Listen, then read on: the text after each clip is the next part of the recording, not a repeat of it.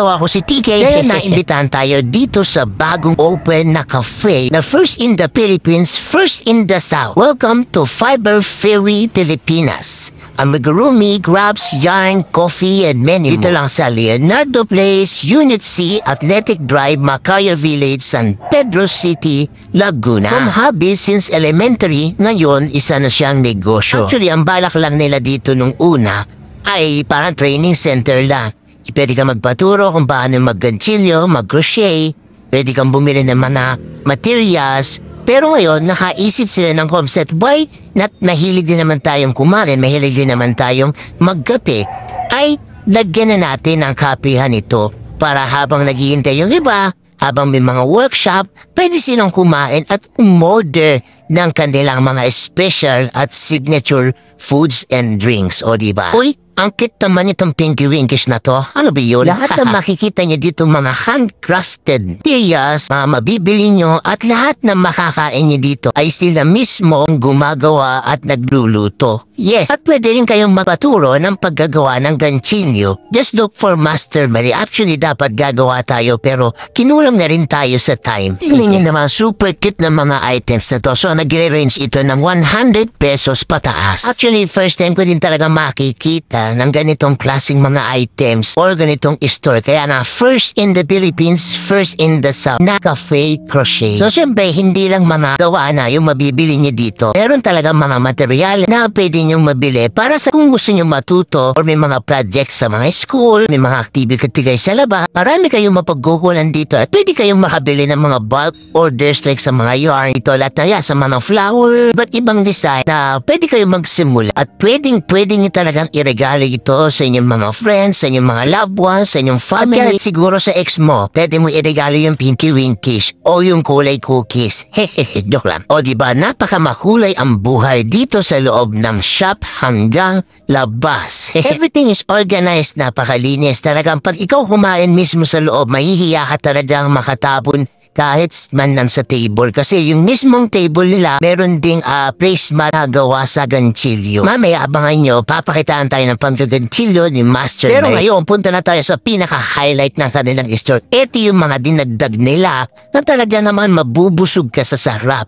Ito yung mga signature drinks nila, signature foods, desserts, diba, nachos, at yung kanilang signature waffles and pastries na talaga namang matatakam ka. Kaya halika na, tikman na natin.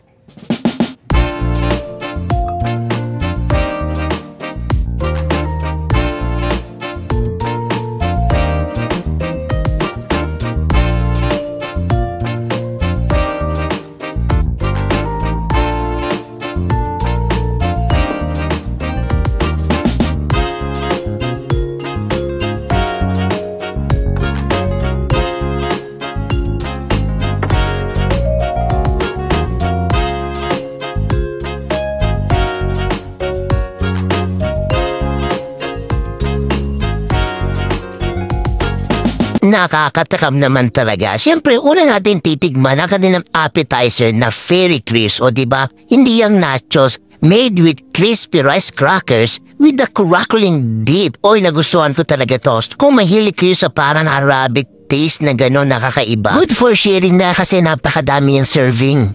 Next naman ang kanilang Tapa de Yayi. Did you know bakit Yayi? Kasi ang pangalan ng uncle ng owner na si Master Mary ay Noni. Pero ang tawag niya yung bata ay Yayi. So, now you know. At ito ang malupit. Alam niyo ba, ang karne na ginamit sa tapa ay Yoka Vibes o kabayo. Yes! At napakasarap nito na may kalamboy pa yata yung magpahuli. Intensely flavored tapa, sweet, savory, and super garlicky. Kaya naman, must try this. Lalo na, ang babalikan ko ditong gusto kong matry yung kalderetang Yoka Vibes. Favorite ko kaya kaldereta. Tapos hindi pa ako nakakatikim ng Yoka Vibes. Actually, this is my first time. Kaya mabapa, joke lang. At syempre, nauuhaw na tayo. Kailangan na natin ng gayuma para naman matauhan tayo. Ay, ito yung tinatawag nilang Poly Juice Potion Feel the magic of this gold-laced drink. Hints of kiwi and lime will make this the fizzy drink of your dreams. O diba?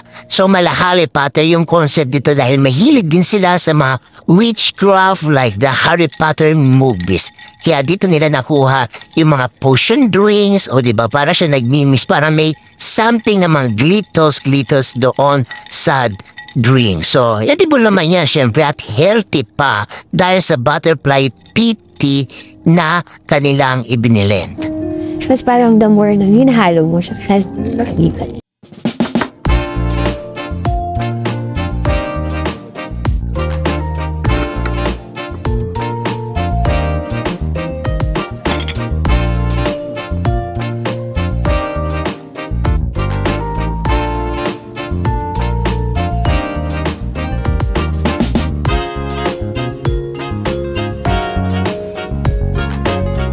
At syempre may pa-dessert pa yan si Pikachu, hehehe.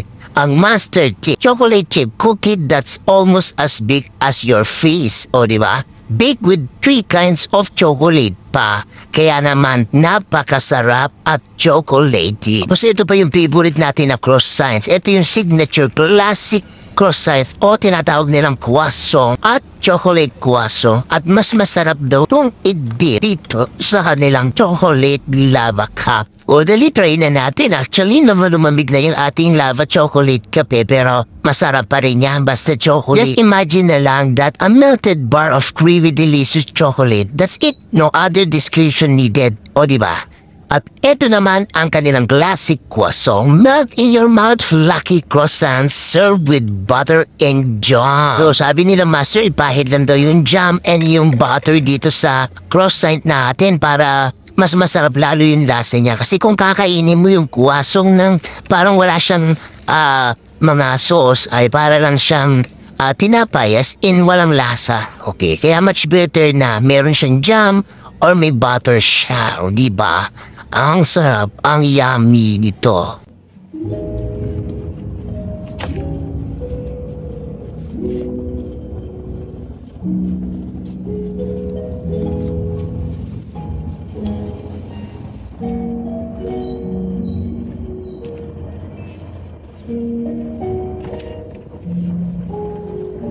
Grabe ang bilis ng kamay ni Master Merino.